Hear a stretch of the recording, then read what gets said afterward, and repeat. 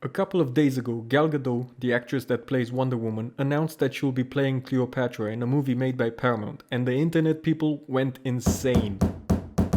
For anyone that doesn't know, she's Israeli and Jewish, so they obviously started attacking her on these things, going full on anti-Semitic in my opinion. At this point, I expect nothing less from these social justice hypocrites. Apparently, they're upset that the role of Cleopatra isn't going to be played by an Egyptian, or a person of color, whatever the fuck that classification means. You know, for a group of people that claim to fight discrimination, they sure like classifying people in neat little boxes and locking them tight. Wouldn't want you to get out of your designated box and scurry off to another now, would we? Ah, fragile. It must be Italian. Well, I think that says fragile, honey. Oh, yeah. Okay, so where do I start with this?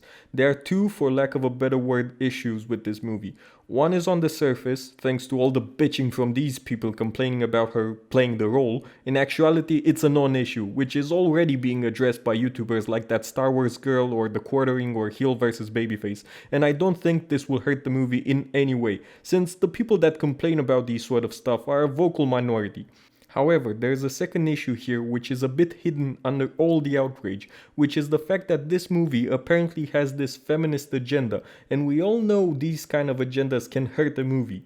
Mulan being a prime example of how feminism can ruin a female character. That's right, I'm gonna talk about race and sex all in the same video.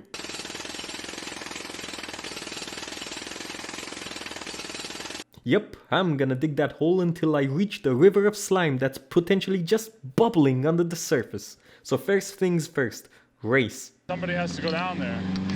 Somebody's got to go down there. People on both sides of the argument seem to use nationality and race interchangeably, and they end up arguing on semantics, like these two asshats over here, which then leads people arguing against them to argue her not being Egyptian, which she was. Her ancestry was Greek, her nationality was Egyptian.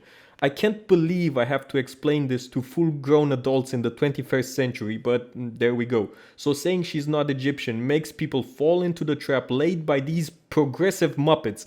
And then here we go again, the cycle starts all over again. So, she was Egyptian, of course she was an Egyptian queen. However, she was part of the Ptolemaic dynasty, which was Greek, more specifically Macedonian. You see, when Alexander the Great of Macedonia died without having an obvious heir, his massive empire was divided between different people of influence. Egypt was taken by Ptolemy I, who was Macedonian Greek. Thus, the Ptolemaic dynasty was born. He even went as far as to claim shared ancestry with Alexander himself in order to legitimize his rule, something which I don't think there is any evidence for. Anyway, this dynasty would continue to rule Egypt until it became a province of Rome, when the last ruler of Egypt died, Cleopatra, ending the pharaonic period, and the dynasty died with her. Now this dynasty, as any dynasty worth its salt, was a fan of incest. Not only that, in those times Greeks were seen as the ruling class in Egypt, so chances are they would stick with Greeks when procreating. Why am I telling you all of this? Well, it's because some people want the actress that plays Cleopatra to be black or Arab, and that was simply not the case. Her DNA was Greek, and again, her nationality was Egyptian. Just listen to this idiot. There are so many talented Arabs or Egyptians in that matter. What? Hollywood could have at least searched for an Egyptian actress for the role instead of handing it to a Zionist and whitewashing one of the most powerful leaders in our history. First of all, why is he accusing her of being a Zionist like this? For anyone that doesn't know, Zionism is basically like Manifest Destiny only for Israel instead of the US. I really don't understand what these people want me to do with this information. How do they want me to feel about this? I'm guessing it's meant to be an insult, and this word can basically be applied to every Israeli patriot. So this logically leads me to ask, are you trying to use this word as a passive-aggressive insult towards the entire Jewish race? You decide. As for his argument, what we would consider Egyptian back then isn't the same as what we would consider Egyptian right now in the 21st century. People really need to understand that more than 2,000 years have passed since then, and waves of migration have changed the ancestry of the population. Across Egypt's history, everything from Greek to Roman to Byzantine to Persian to Ottoman have occupied it, bringing in people from all over the world with them. So simply claiming that Cleopatra should be played by a modern Arab is inaccurate from the start, which defeats their whole argument of being faithful to the character's ancestry, which was Greek.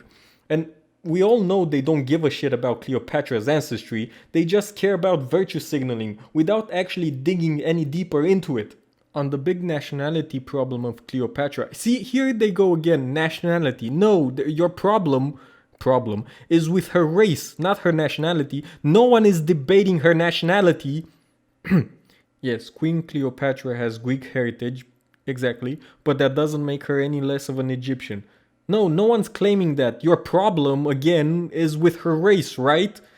She's one of the few queens that reigned ancient Egypt, which makes her one of the most important leaders in ancient Egypt, our history. Again, semantics. No one is saying Cleopatra wasn't Egyptian, and if they are, it's only because of what I said before, that you purposefully mix nationality and race, so you manipulate the argument to make it sound like the other person is saying Cleopatra isn't Egyptian. Stop that!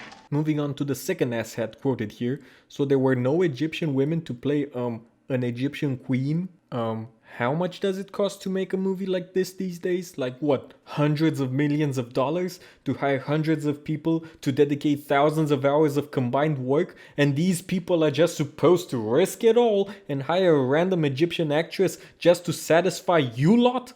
Fuck no, they'll hire a tested actress that looks the part. Done. It has nothing to do with race and everything to do with looks and experience. If I were making this movie, I wouldn't care if the actress was an alien, as long as she looked the part and was capable of acting, and also listened to what I was directing her to do. And you might disagree on Gal Gadot's acting abilities, but remember that this movie is being directed by Patty Jenkins, who was also the director of Wonder Woman, so the actress and director have already built a rapport. It makes perfect sense for them to want to work together again on this project. You fucking idiot. Also, now that I think about it, Gal will portray a Greek woman for the second time now, since Wonder Woman was made by Zeus. So yeah, I guess the only people that should be mad about this are Greek women. Ah shit, better not give these Twitter idiots ideas. Back to Cleopatra and her looks. Do we know how she actually looked like? Well, there are busts of her and accounts, and she was complimented on her looks, having powerful men wrapped around her fingers, like Caesar and Mark Antony, which I'm pretty sure they could have had any woman, and wouldn't go to bed with her if she looked like Shrek. So the whole idea of her not being beautiful is just bullshit. She might not have been a model, but she was definitely pleasant to the eyes. On the other hand, she was bald. You see, back then they used to shave their hair in Egypt and wore wigs instead, probably because of lice, but I'm sure they would give other less uncouth reasons. And I bet they won't have Gal shave her head, but you won't see all the bald people of the world revolt. As for her body type, we don't exactly know it, but back then they used to have similar beauty standards as in modern days, so we can assume that if they found her attractive back then, we as modern men would also find her attractive now. Again, she was bald, but on the bright side, no bush. Hey, I'm sorry, what do you expect? I'm a guy and I've studied history, so of course I've researched all the famous hotties of history. Okay, going back to the controversial physical attribute, her skin color, taking into consideration her Greek ancestry, her living in a very hot area, but also being nobility, which means she wasn't spending all her time out in the sun working the fields, we can reasonably deduce that her skin color was probably that of white tanned, similar to all the other Mediterranean people. So looking at Gal, I think her skin fits the description. Again, Cleopatra wouldn't spend her time out in the hot sun. If she did, then yes, I would say Gal's complexion is too light. But taking this into consideration, I think she fits. The only place where she doesn't fit is oddly enough something no one is mentioning. Her height. You see, she's a model, and I looked this up, and she's 178 or 5'10", which I think is way taller than Cleopatra's actual height. And I say this not because of the whole idea of people being shorter back then, but because at least in my opinion we have a source that might indicate Cleopatra wasn't that tall.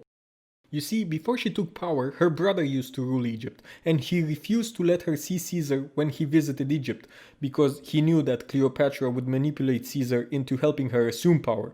So what she did was have herself wrapped in a carpet in order to get her inside the palace and finally meet Caesar.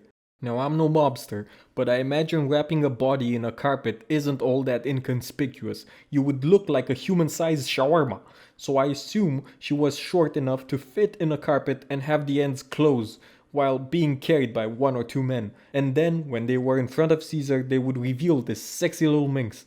But that's just my theory on the matter. Maybe she was tall. I really doubt it though. So yeah, other than that, I think Gal Gadot is a perfectly good choice to play Cleopatra, and I don't see anything wrong with it other than the fact they hate short women. Now that I'm done talking about the silly subject of her skin color, I want to talk about the way they're approaching this movie. You see, I'm afraid they'll go the Mulan 2020 way and just make Cleopatra this woman who can do no wrong and is always a strong and independent woman, who's constantly surrounded by less competent and weaker men, who are always putting her down because they just can't handle her awesomeness. In reality, she was an intelligent woman, able to play the Game of Thrones. She was able to convince and manipulate two of the world's most powerful men, yet failed to seduce the third one when dealing with Octavian, which sadly resulted in her death. And not because Octavian would have killed her, no, in fact he promised to spare her, but rather because perhaps she was too proud to bend the knee and have to be paraded in Rome. If I'd have to compare her to a Game of Thrones character, I would have to say she was somewhere between Cersei and Marjorie, both with their own flaws, and Cleopatra would be no exception. No one is perfect, and when playing such a high-stake game, every mistake can be your last. I also hope they don't depict these powerful men as being weak or insecure or whatever. Maybe Mark Antony, but not Caesar, and definitely not Octavian. The first saw a strong ruler and a potential partner in her, and thus helped her achieve power. It's not like he was tricked, he wanted to help her, he wanted her. The second one, not taking any shit from Mark Antony, but willing to spare Cleopatra for honor's sake. Check out this other article where this Egyptologist by the name of Sophia Aziz said, "As an Egyptologist, I am more interested in the accuracy of the content. I hope Cleopatra is depicted accurately. Yeah, so do I. And it's not another movie centered around the men in her life." Okay, clearly we have different definitions of accuracy because her life was centered around the men in her life. Why doesn't this Egyptologist set the record straight and just tell people that Cleopatra was in fact Greek? Instead, she would rather play social politics. Look, Cleopatra and the men in her life are very much connected. You as an Egyptologist should know this. Her personal relationships shape the future of Egypt, so you can't not focus on the men in her life. Of course you can have her as the main protagonist, but just don't ignore or demean the men, especially when those men shape the future of the world. Caesar's accomplishments are beyond counting. The guy was a beast, and a master manipulator himself, who managed to play tribe against tribe, aiding in his conquest in Gaul. He was a brilliant orator and a populist. The people and army loved him for a reason. He was also an amazing tactician, able to come out victorious from seemingly impossible situations. Compared to him, everybody in the room would feel like a child. So if you start making fun of him just to bolster your social political agenda, you can bet your ass that of course a lot of people will have an issue with it, because it's not accurate. I wouldn't want them to disrespect Cleopatra either. I don't want them to disrespect any of these important historical figures in general, period. Oh, you're just glorifying the past. Bitch, do you have any idea what kind of person you would have to be for the world to still remember and talk about you thousands of years later? The legendary status would be through the roof. You and I will be forgotten in 50 years while their glory will live on until the end of human civilization itself. They are humanity's heritage, and I want them to be treated with the respect they deserve. Of course, show the truth. If they did something stupid, evil, or depraved, show it. But don't embellish or manipulate the audience into certain narratives. Don't denigrate these legends for your petty agendas. I really hope I'm wrong about this. I really want to get another movie set in the classical period. Some of my favorite movies of all time are old movies set in that period, like Ben-Hur or Spartacus or Quo Vadis. Inaccurate? Maybe, but they treated that period with respect and for the most part didn't focus on specific historical figures, so they didn't denigrate historical figures. As for this movie, I think it could be good, maybe even great, but it needs to focus on the right things, like depicting as accurately as possible the setting it is set in and the character it depicts. Don't focus on modern politics in a movie that's meant to depict a period 2000 years ago. Anyways, I think I've beaten this dead horse enough, so these are my 2 cents on this movie and its so-called controversy. Thank you for watching and have a nice day.